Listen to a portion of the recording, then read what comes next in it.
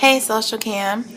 Coming to you this morning. Just got done preaching here, and I'm getting ready to get back in the road and drive home. I'm in Austin, Texas, but just got finished ministering a word here, and I wanted to do a Social Cam for all the water walkers.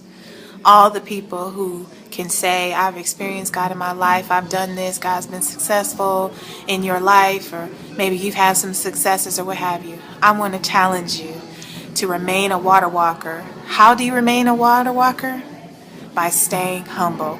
You know, Peter got out of the boat, he walked on the water, and all the other disciples had the same ability, but nobody else got out of the boat but him. And I'm sure, I don't know. I know if I was one of the disciples in the boat, maybe I would have been in the boat kind of hating on Peter. Like, who does he think why you always got to be the one trying to go higher? Why can't you just be happy? I might have been a little jealous and maybe hating. So if the disciples were anything like me, then they're watching Peter walk on the water. Maybe there was a little bit of a little bit of satisfaction to see that he started to sink.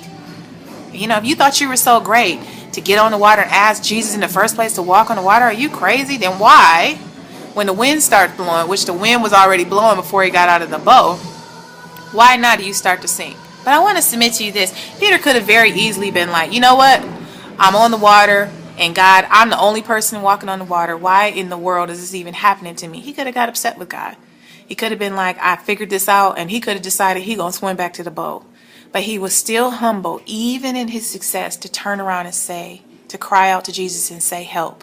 And sometimes it takes more humbleness to actually ask for help. So many people are sinking because they've got so much pride. Maybe you've been in church all your life and you don't want to ask for help. You don't want to be accountable for anything because you're worried about what somebody else will think.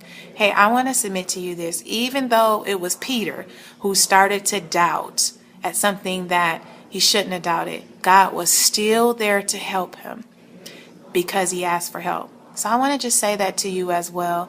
One of the greatest things that I love about Jesus is that even in our imperfections, he is still there.